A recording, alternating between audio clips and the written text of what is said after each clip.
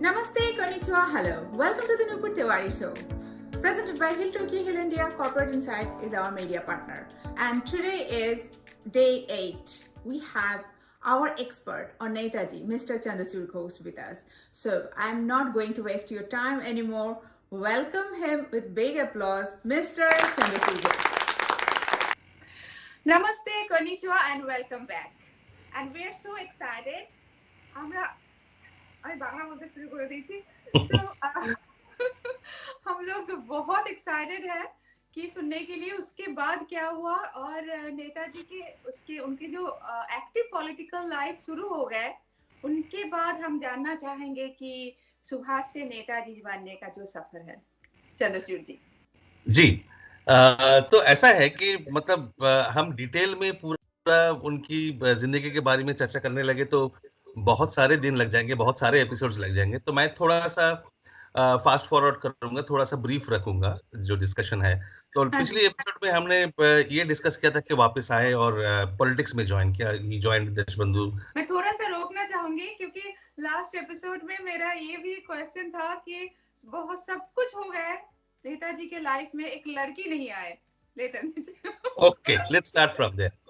तो the thing is because of his spiritual inclination and जो वो योगिक प्रैक्टिसेस करते थे और अपना सेल्फ डिसिप्लिन, सेल्फ एनालिसिस, ये सारे रिगरस एक्सरसाइजेस करते रहते थे, तो स्पिरिचुअलिटी उनके लिए कोई फैड नहीं था। मतलब बहुत एक डीप अपने अंदर बस गया था जो, और उस सुभाष चाहते थे उसी को आगे ले जाने के लिए कोशिश करते रहे।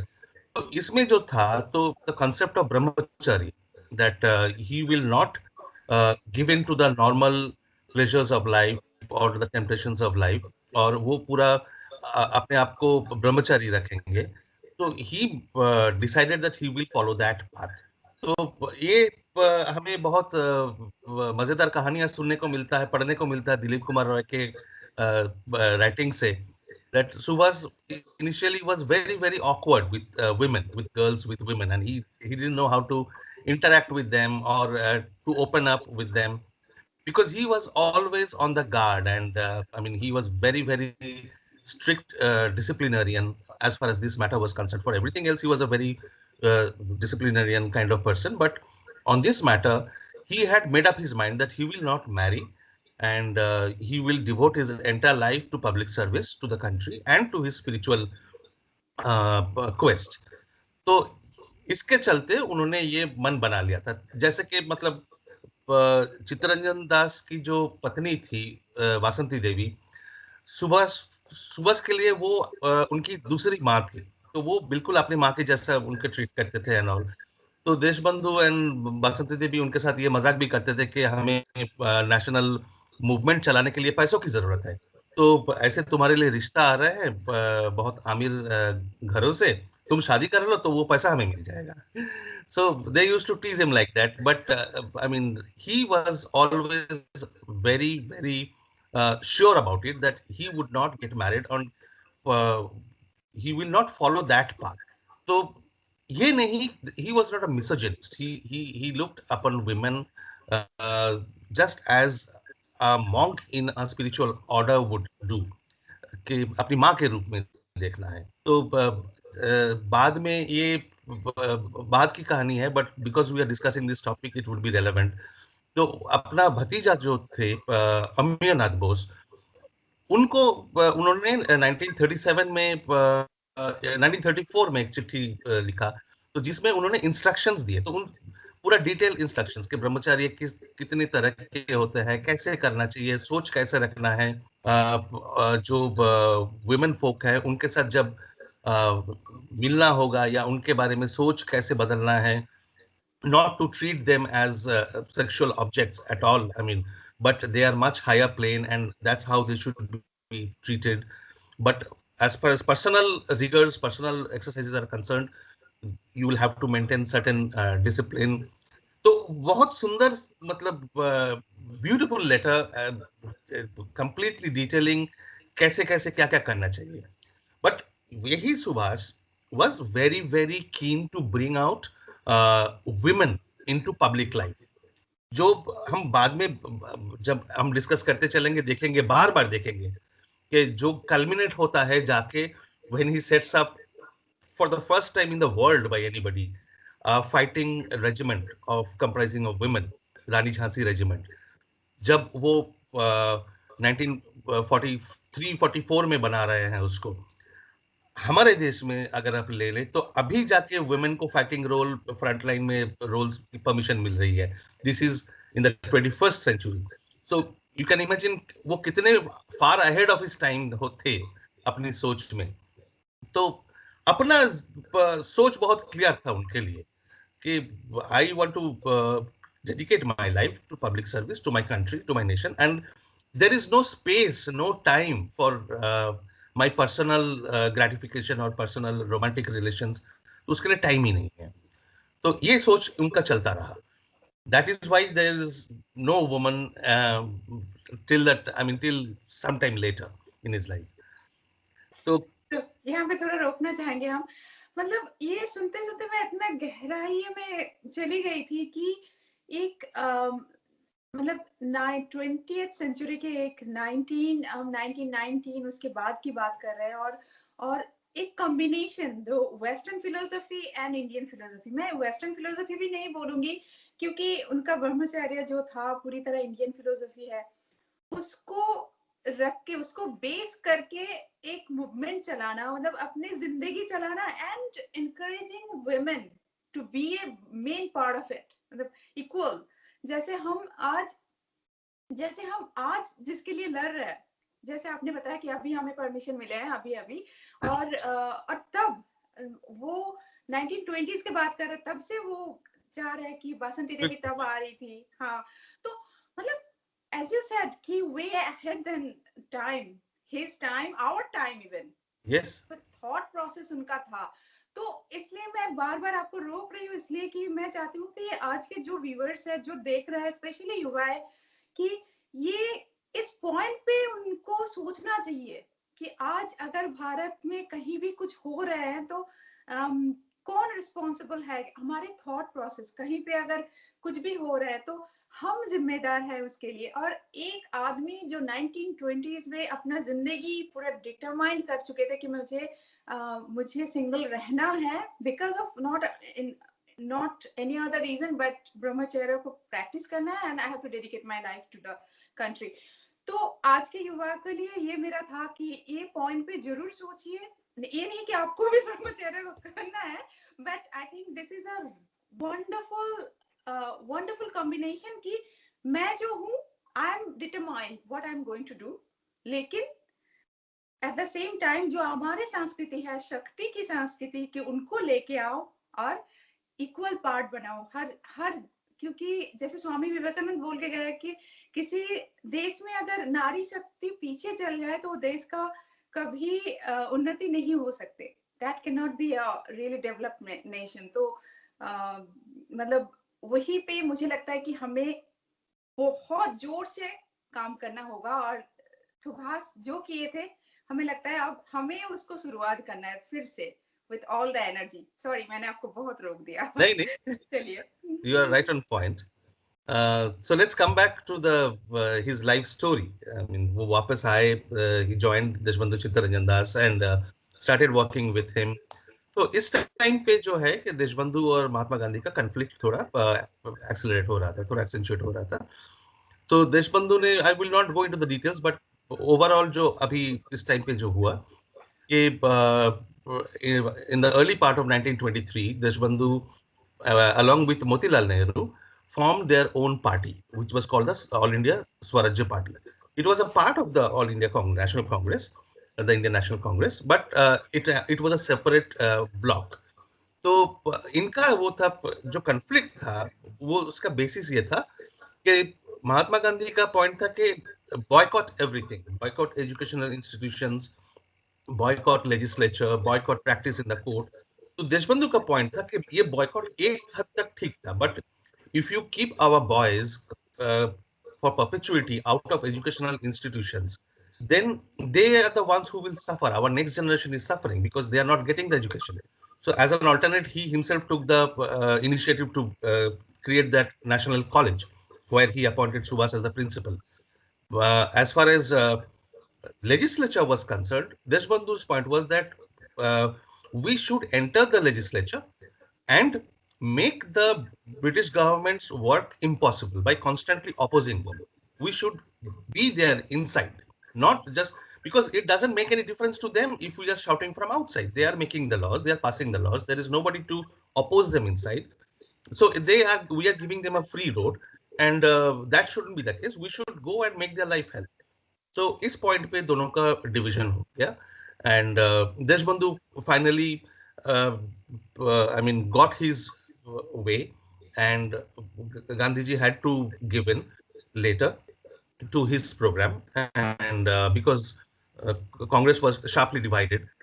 um, Gandhiji's bloc in the Congress was called the No Changers and Deshbandhu's block in the Congress was called the Pro Changers. So ये No Changers and Pro Changers में बिल्कुल division हो गया, but देशबंधु का side ज़्यादा heavy हो गया. He toured the country, he convinced people, got the public opinion to his side, and then went on to contest elections. Swaraj Party contested elections, and they did very well in the elections of 1923. Bengal में they became for the first time they became the single largest party, and obviously he was invited to form the government, take over as the chief minister, and but he said, no, we are not here for being in power, being in the post of power, position of power, because in a dependent slave country, it has no sense. We are here to see that the legislature works for the people of the country.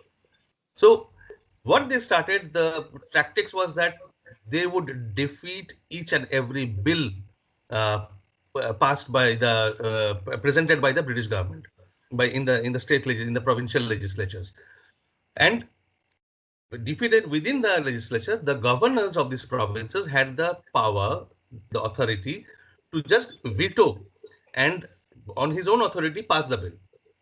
This happened, continued to happen, and the purpose was to show to the whole world that the government, British government India, although it claims to be democratic and claims to be working for India's people, they were actually dictators because they were disregarding public opinion and forcing their way through. So that was his strategy, and he brought them to their knees. So they couldn't increase the salaries, they couldn't allocate funds, bills they wouldn't be able to pass, and Deshbandhu brought it to a complete logjam. So in 1923 that happened. Next year in 1924, there was the election to the Calcutta Corporation, and Calcutta was the largest city at that time in the country, and Deshbandhu again won. I mean, complete victory in the Calcutta Corporation elections. He became the first mayor of Calcutta Corporation, and he appointed Subhas in 1924 uh, as the CEO, the chief executive officer of the corporation. So from then onwards, Subhas moved more or less from political work to administrative work. He became an administrator. His sole purpose was to reform the administrative machinery within the corporation and to change the face of the city. So he was, again, I mean, I have to remind this to our viewers every time, because we are not talking of a middle-aged politician here. We are talking about a young, and Subhas was the youngest CEO in the country at that time. And 24 years, 27 years, he was just 27 years. So he put all his energy into reforms. So he started setting up free primary schools, free health centers, started cleaning up roads properly. The roads had to be cleaned up. He ensured that lights are put up on the streets properly. And then the markets had to be reformed. The markets were unorganized, and also he started organizing the markets, the logistical flow of agricultural produce into the markets, and how they were sold and how they were taken to people. So completely into the avatar of an administrator. So he was no more. यहाँ पे मैं थोड़ा सा रोकना चाहूंगी. आज जो भी देख रहे हैं पूरे देश से जो म्युनिसिपैलिटीज कॉर्पोरेशन के जो काम करने वाले हैं या वहाँ के एडमिनिस्ट्रेशन में है, तो देखिए कि तब के 1924 में एक 27 इयर्स का जो सीईओ बना और कलकत्ता म्यूनिसिपैलिटी के जो लार्जेस्ट म्यूनिसिपैलिटी था तब के, और इतने सारे काम करने लग गए। तो आज हम लोग क्यों नहीं कर पा रहे हैं वो? आज हमारे पास सब कुछ है, we are a free country, लेकिन हम क्यों नहीं कर रहे हैं? क्या वो डेडिकेशन है जो सुभाष में था? हम ये क्वेश्चन अपने आप को कर रहे हैं। आप भी कीजिए अपने आप को, चंद्रचूड़ जी। तो ये चलता रहा and people were really happy and they could see that there was a real effort to change the old way of working and something new was happening. Public services were improving and at that this all these things together put the British government on the back foot, and they were looking for some way out.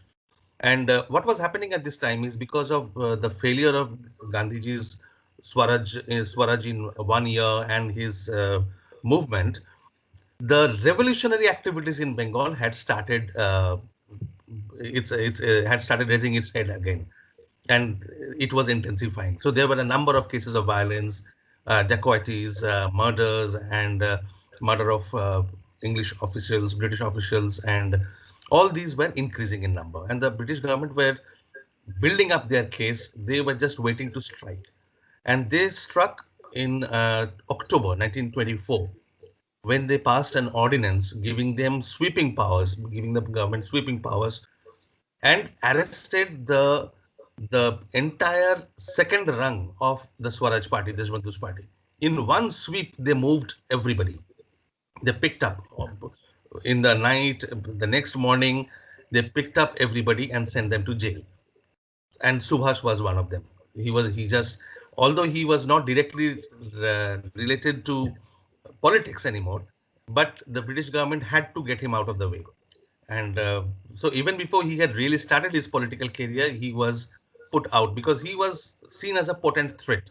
And Deshbandhu made no bones about it. He didn't hide it that Subhas was his right hand man. He put his bet on Subhas. He's put his the future of Congress in Subhas's hands. तो they had to उनको रास्ते से हटाना जरूरी था। तो इतने बहुत सारे लोगों को जो इम्पोर्टेंट लीडर्स थे, particularly the youth Swaraj party के जो थे, सबको अरेस्ट करके जेल में डाल दिया। तो जेल में पहले तो अलीपुर जेल में भेजा, फिर अलीपुर जेल में से बहरमपुर जेल में भेजा। तो ऐसा होता रहा कि सुबह सुबह यहाँ पे रोकना चाहूंगी, बहरमपुर जेल में भेजा और मैं बहरमपुर से हूँ। अच्छा, ओके, यस। तो बट सुभाष का जो आदत था, ही क्योंकि जेल चले गए तो बैठे रहे ऐसा नहीं, तो he continued his municipality work, his municipal work from the jail. तो फाइल्स मंगवाते रहे, वहीं से ऑर्डर्स देते रहे। और सुभाष ने एक काम म्युनिसिपैलिटी के लिए अभी जो किया था कि to highlight the work of the municipal corporation, कि क्या काम कर रहा है, क्या विजन क्या है, उसके लिए he brought out this Calcutta municipal gadget. And वो that was an unprecedented step कि to reach out to the people कि क्या हो रहा है। तो म्यूनिसिपल गैजेट से सारे इनिशिएटिव्स के, सारे अंदर के वर्किंग्स के उनको पता, लोगों को पता चल जाता था। तो ही continued to work on the municipal issues from the jail. फिर जनवरी 1925 में he was shifted to Rangoon. He was shifted to the Mandalay jail. Mandalay jail was a very feared place. तो वहां पे पहले लोकमान्य तिलक को भी इम्प्रिजन करके रखा था ब्रिटिश गवर्नमेंट ने। वहीं पे बैठ के तिलक जी ने अपना गीता के ऊपर जो कमेंटरी है उनका, वहीं पे बैठ के लिखे थे। तो सुभाष के लिए इट वाज अ पिलग्रिमेज कि वो लिखे कि मैं जाके वहां देखा कि लोकमान्य कहाँ थे, उनको कहाँ रखा गया था। फिर it was holy place for me, क्योंकि वो यहाँ थे, वहीं पे बैठ के उन्होंने अपना काम किया, गीता के ऊपर अपना कमेंट्री लिखा, पब्लिश किया। तो बट ही सुभाष का हेल्थ कॉन्स्टिट्यूशन थोड़ा वीक था, तो he kept suffering a lot. And वहां पे बाकी सारे रेवोल्यूशनरीज को भी भेज दिए गए। एंड तो वहां पे बैठ के they used to talk, they discuss.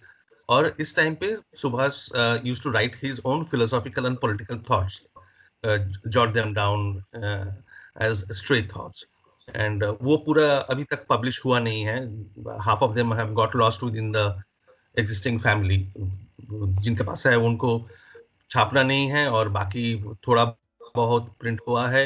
So there is a lot of information about Subhas that we still don't know. तो इस टाइम पे एक और किस्सा हुआ which shook the, I mean really influenced the people of the country. ये किस्सा हम नेक्स्ट एपिसोड में सुनेंगे. तो आज के लिए यहाँ तक. और मेरा क्वेश्चन जो हर बार मैं क्वेश्चन करती हूँ, आज का क्वेश्चन है कौन से एज में सुभाष पहली बार सीईओ बने थे the Kolkata that time Calcutta municipality corporation के कौन से एज में सीईओ बने थे. तो आज यहाँ तक, फिर मिलेंगे कल.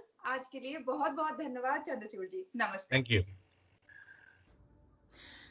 So that was today's episode number 8, and I'm sure you answered the question, and I'm sure you got so much inspired that all the things you are going to apply in your life, in real life, because Subhas was real. So I'll see you tomorrow. Until then, do take care of yourself and do love yourself too. Subratri, good night, Vesminasai. Namaste.